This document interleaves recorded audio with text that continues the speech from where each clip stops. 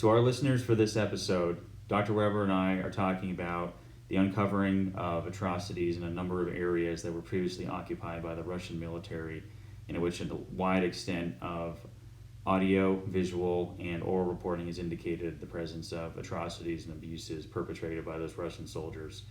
Listener discretion is advised.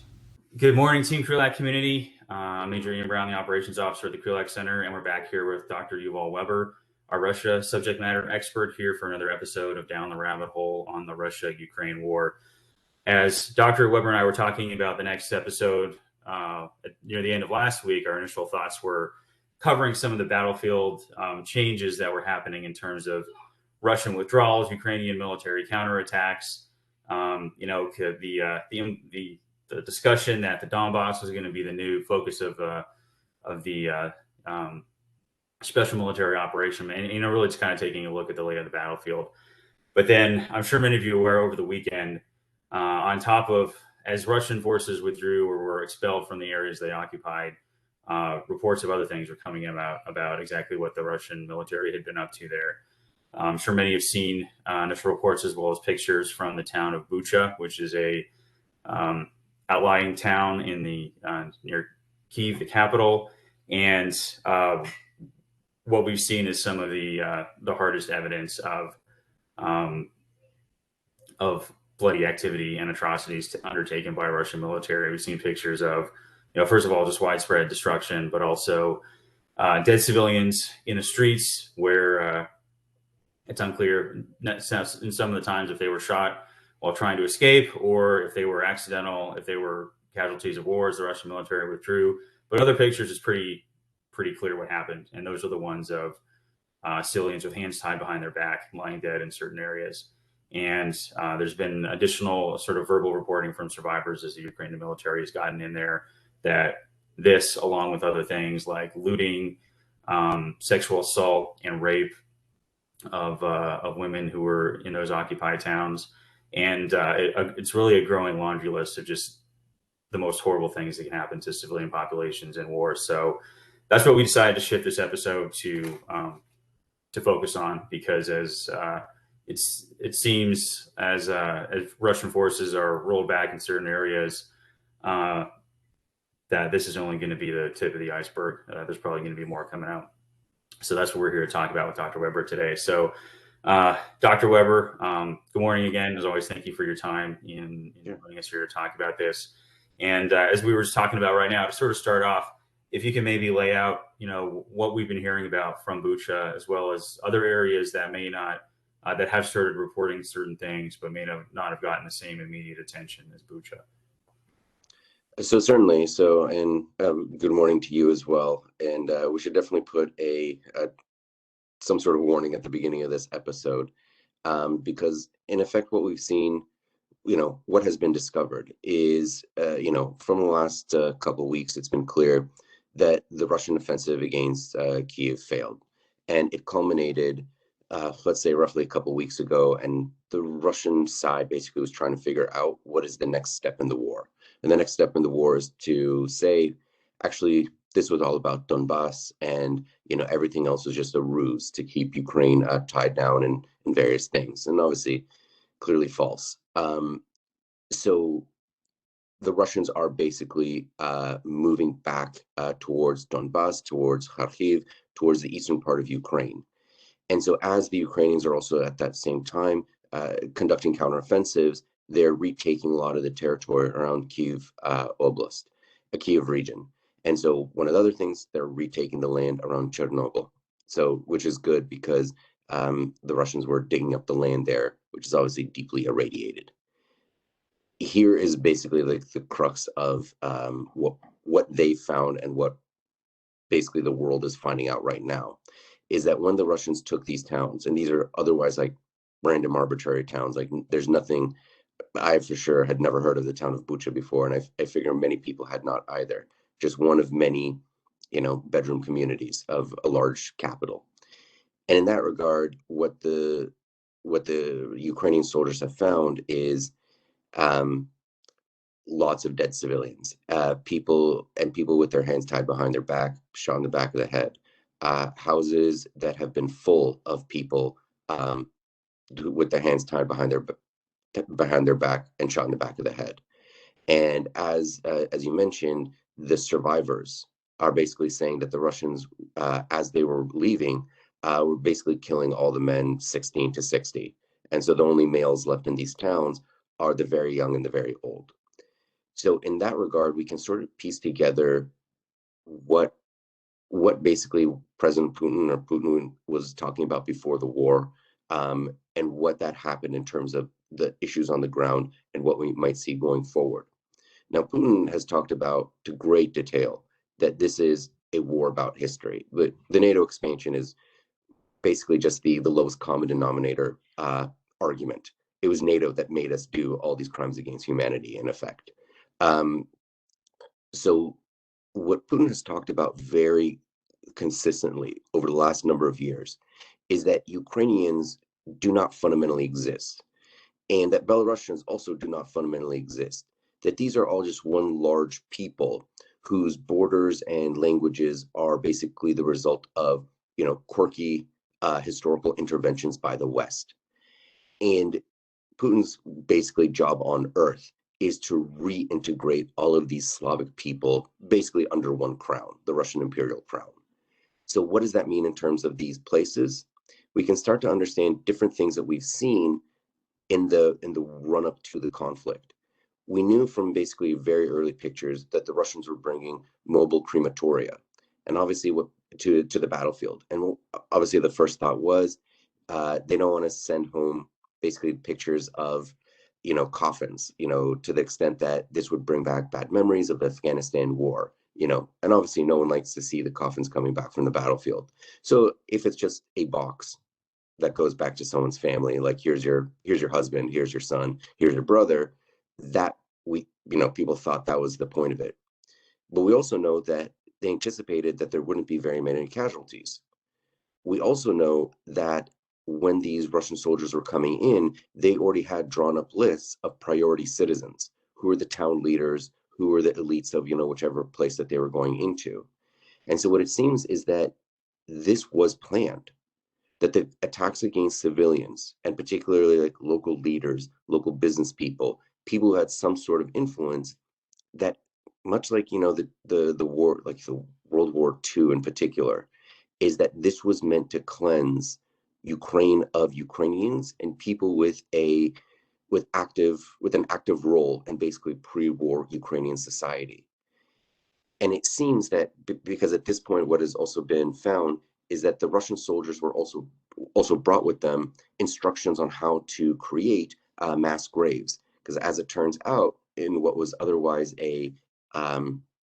what could have otherwise been some bureaucratic detail, is that before this war, a couple months ago, the Russians actually passed a law creating state technical standards for how to prepare, create, and then basically cover up mass graves. So like these soldiers have like clear instructions. Here's how you do it. Here's basically what it's supposed to be. And here's basically how you make sure that the earth is flat, using bulldozers or whatever else thereafter. And so that seems to have been, when you put it all together, Putin's plan from the beginning, is that not only would Ukraine, in a larger sense, lose its sovereignty in terms of not joining NATO, but becoming part of whatever Russian sphere of influence, but that they were going to kill people to the extent that they would end an independent Ukrainian society. And that seems to be the pre-planned cleansing of the Ukrainian lands, to shift, basically to push out everyone who didn't want to live in some sort of new Ukraine under Russian management. So what might we see going forward? Horrible images, truly horrible images.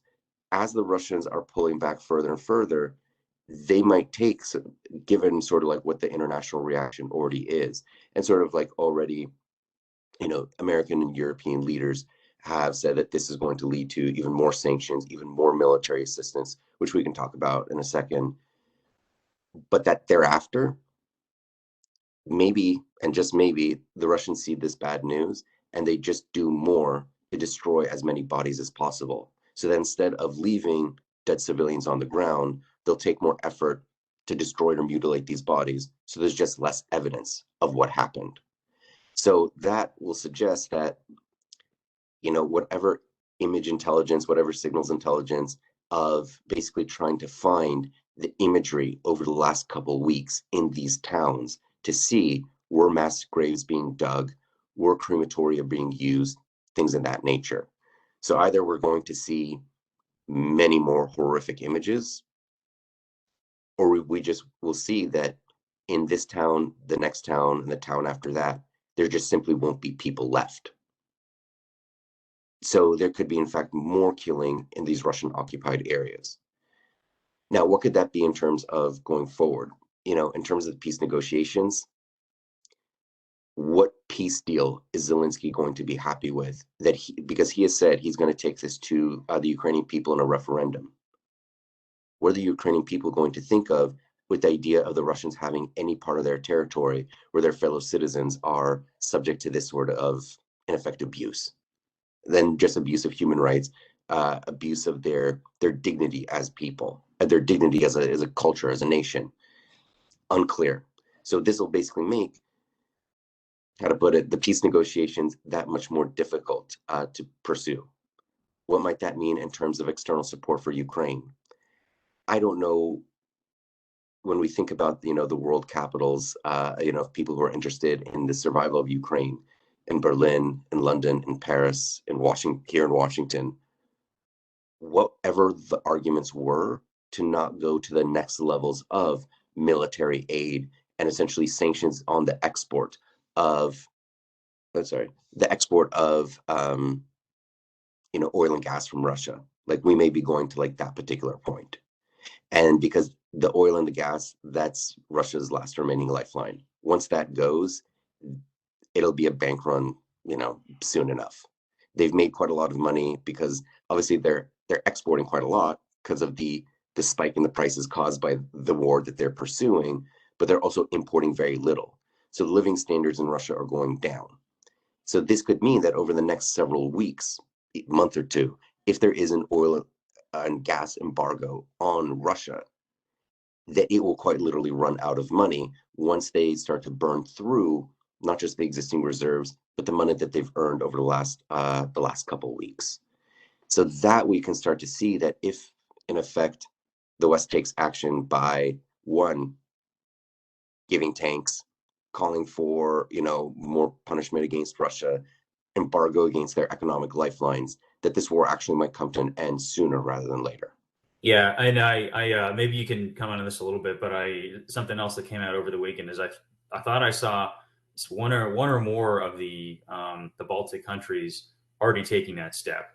I don't know if it was Lithuania or Latvia, but as always, they sort of seem to be at the bow wave of further decoupling and harsher stuff, just because they're so much closer to it, and they know what it's like to live under the Russians, and so it's not as hard to convince their publics to do it. But it, so sorry, do you have Just like, so on that particular point, Lithuania already announced, and I believe it was Latvia this morning, and I can imagine if I had looked it up, Estonia probably as well, because when they see what are not just like, conspiracy theories or like fever dreams, Russia wants, or Putin wants to recreate the Russian Empire. If they can actually observe the existence of Russian people in a country is a cause for Russia to take that land, those people, and knock out the existing national government, the existing sovereignty of that state, they can actually say the thing that we've been like, yelling about, the thing that we've been worrying about for the last 30 years, like, it's here. Like, and they would always say, if Putin's war against Ukraine is successful, he's just going to turn north.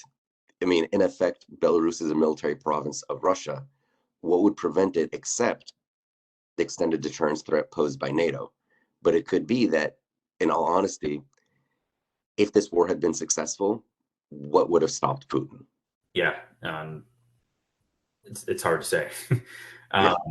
So to jump off a few things there.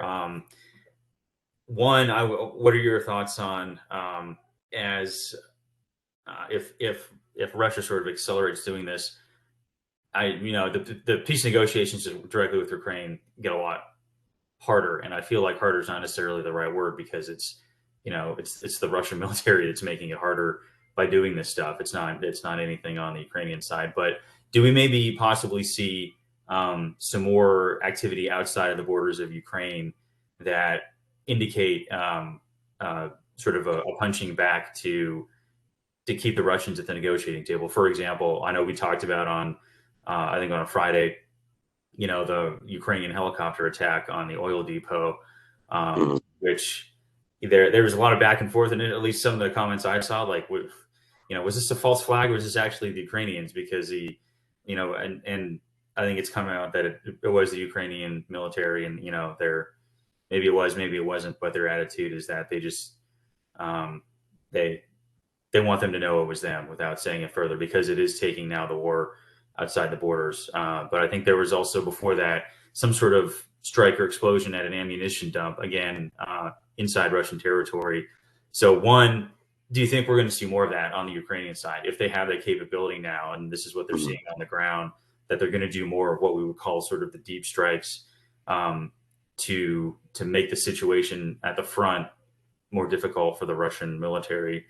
And then two, we were just talking about now, what does this make Russia in terms of how the rest of the world deals with it in the longer term? The Russia seems to be taking away more arguments for the West providing more and possibly more advanced support. So we'll probably see how that plays out in the next few weeks. But however that plays out, what does this do to Russia's relation with the rest of the world in the long term? And I think we were talking about, like, how do any of the Western countries or the United States, any diplomats or leaders, ever sit in the same room, with Putin or Russian diplomats again, and shake hands and come to some sort of agreement about some issue after seeing all this come out? And then do you expect any possible backlash in some of those other international institutions that Russia's still affiliated with? There's been some calls to remove Russia, both from the UN Human Rights Council, for starters, but also possible expulsion from, bigger bodies like or more powerful bodies like the Security Council or other things. Are these things that might gain some traction now if more verifiable evidence comes out that this is what they're doing everywhere? Yeah, and I think sort of all those questions could sort of be rolled into, how has the revelation of crimes against humanity altered war termination between Ukraine and Russia, and then Russia's place in the world thereafter? And to that extent, as you mentioned, basically the United States is willing to work with its allies in Central Europe to basically give the Ukrainians the existing Soviet era tanks that they're already familiar with.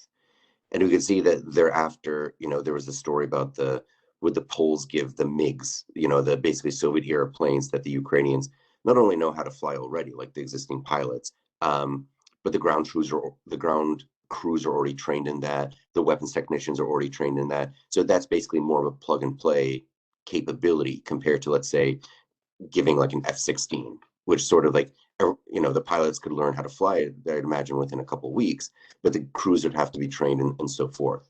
So we can see that, in effect, what the news of this weekend, as it were, is going to make Ukraine much.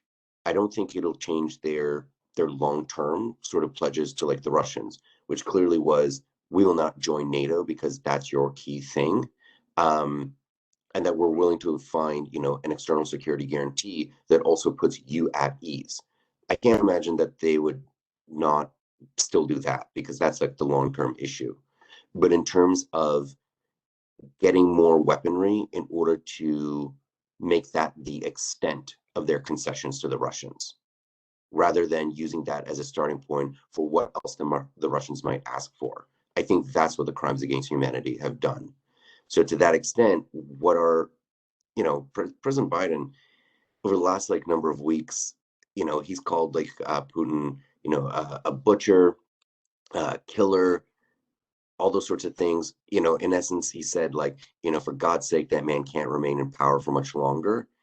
And now I wonder whether these weren't like gaffes, so to speak, but just planting the seed that this is a person whom the world has to figure out what does a Russia after this war look like with Putin and without Putin?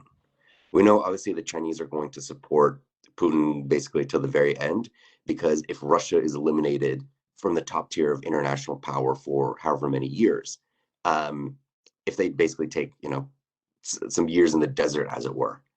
I don't know. I don't think it would be 40 years in the desert like in the Bible, but one could imagine something like that. China would then have to face the United States without any great power allies. So we see that motivation there. But we can also see that, to a large extent, Saudi Arabia under Mohammed bin Salman, who like butchered Jamal Khashoggi like in their embassy in Istanbul, that does lead to like some diplomatic isolation for a significant amount of time. That was one person. These are going to be towns, like thousands of people. And certainly as the Russians basically pull back from all these areas, there are going to be many more towns like this. We can only imagine at the end of the day what the condition of Mariupol is. If an entire city, which had been previously 500,000 people, is reduced to basically the last resident, what are the Ukrainians going to find? What is the world going to find when the Russians leave that area? It's going to be gruesome. And so, in different discussions that we've had, we've talked about what does Russia look like afterwards in terms of like, the G20. I don't think they're going to be in it for much longer because this is just unacceptable. UN Human Rights Council, as you mentioned, you can imagine that, either the Human Rights Council comes to an end or Russia gets kicked off of it. Like it's those sorts of things that the G20 doesn't happen, or it happens basically without Russia and China, stuff like that. But what is Russia like after this? I mean, is the world going to, have this Congress of Vienna approach, after Napoleon's France was defeated at Waterloo and all that sort of stuff?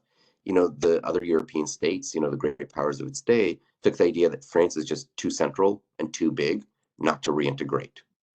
Okay, so can you move on with Russia after this? Treaty of Versailles, the Germans then were punished for their essence, that their nationalism had caused all this suffering over, the rest of Europe. So is Russia going to be punished for its essence here? Or is there some sort of alternative? Can Russia be rebuilt after this, alongside Ukraine? And again, like, in essence, like the Marshall Plan. But the Marshall Plan also came with, Germany's unconditional surrender. And it came with sort of like the external threat of the Soviets, etc. So the crimes against humanity reduce the possibilities for 1 and 3 here. And it looks more like a Versailles outcome. And that Versailles outcome, of course, produced really negative conditions inside Germany, which eventually led to Hitler and so forth. So the question is, how much worse can Russia get in this context? Are the people there ever going to take responsibility for, in essence, what their leader and their armies have done? Unclear. Yeah, and actually that ties into what I will what I think is my last question to you at this point, which is the talk of Putin staying in power. I know that at least at the front side of the war, when we were getting lots of videos of isolated protests, but protests nonetheless, it might have painted a picture, and perhaps an overly rosy picture, that there might be some way for internal pressures to to force a change, if not in Russian leadership, at least in Russian policy in Ukraine, due to internal pressures.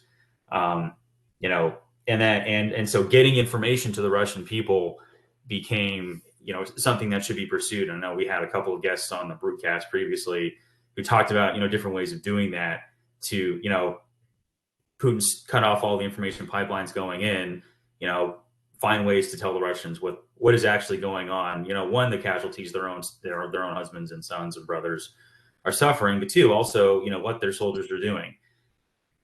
But fast forward to today, I think it's fair to say we definitely have less insight into what's going on inside Russia domestically, in terms of whether there are still protests, in terms of the I've seen some polling that Putin's gotten more popular, but it's a poll of Russians by Russian polling groups, so there it's really hard to say what that attitude is. But some anecdotal stuff I've seen is sort of making me wonder whether uh, the the Russian people, might not. I don't know if care is the right word, but may not be impacted by this information because, aside, we talked about through the actually before we started recording, and maybe it's worth restating, but this like, it's not just a bipolar attitude, but it's like this weird multipolar cognitive dissonance. And you listed it out like, we're there to protect the Russians, but if we're killing Russian speakers there, they were all Nazis. But we're not here to denazify and kill everybody. We're here to help. And it's just these multiple different arguments that fit together in no logic, but that people have accepted in their own minds. And some of the anecdotal stuff, right? Like, so there's been reporting from both like phone call interceptions, as well as I've seen some like closed circuit TV footage from places up in Belarus of stuff that the Russians have looted, like they're mailing it back home. And some of the television or the phone intercepts have been like the relatives on the other end being like, "Oh, you grabbed the makeup. Well, hey, make sure you grab a computer for Susie because she needs it for school in the fall." Yeah. I'm only I just changed the name there, right? Because I can't remember, but like those are their intercepts, which seems to indicate a position on the civilian side in Russia. They don't care, and the fact that this is going on, like they're treating it as it's a shopping spree. It's not a war, right? And if they take anything, it's because the Ukrainians are Nazis and we're abusing Russian speakers or abusing, veterans of the Great Patriotic War, whatever excuse you want. So what does that do to any possibility of internal domestic pressure causing a change? To that extent, I think we should just have like the next episode be about that, because it's hard to unpack, quickly.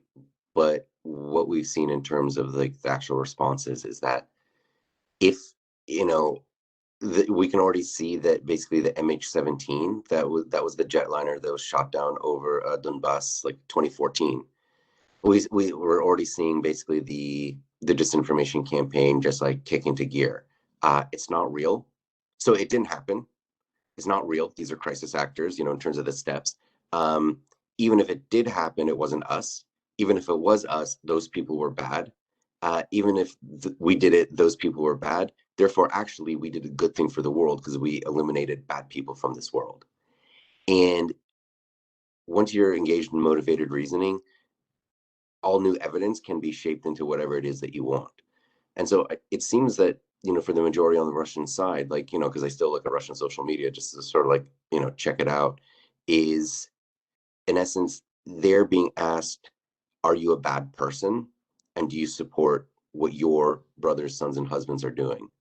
No one says I'm a bad person. Of course I support what they're doing. So therefore, like, the story then gets shoehorned into whatever makes those things true. And in essence, and we will see that the Russian people are not going to be told about Bucha. And once they are, they're going to say, well, they deserved it anyways for being Nazis. And so like that's going to create an extremely difficult situation for Russia in the world thereafter, because the world will look at them as war criminals and they'll think of themselves as having done a good service for the world, which is just not being recognized because the West hates them. Yeah, no, I think that's definitely something that deserves its own episode and discussion, because we're not gonna tangle that rat's nest of craziness here in 5 minutes. Yeah, so I think. Yeah, all right. So we'll pencil it in for next time then. I appreciate the discussion as always. I've gone over the questions, unless you have any final comments here. No, I think we're good. No pop culture references or bon mots on this particular topic. Yeah, understandable. And I kind of dread what's going to come out in the coming weeks, especially, to your point about Mariupol. That's been on my mind personally for a while, just because we've had so little information coming out of there for so long. And it's been very hard even for people to just get out and tell their stories, let alone send out some form of picture or video. So I really dread what's going to get uncovered if and when that city gets retaken. All right. Well, again, thank you as always, Dr. Weber, for your time. And we will have hopefully another episode here out shortly. I can't promise the subject matter is going to get any less gloomy because there's really nothing. There's no good thing here to talk about. Yeah, the magic of this is that it will always get worse. Yeah, I remember you said that one of the first times we talked about Russia and the United States relationship, that it will always get worse. And I really wish Russia didn't feel obligated to pick up that gauntlet and see how far they could run with it. But here we are. Wanted better, turned out the same. So have a good rest of the day, Maj Brown, and take care. All right. Yeah, thanks. You too, Dr. Weber. Appreciate your time as always.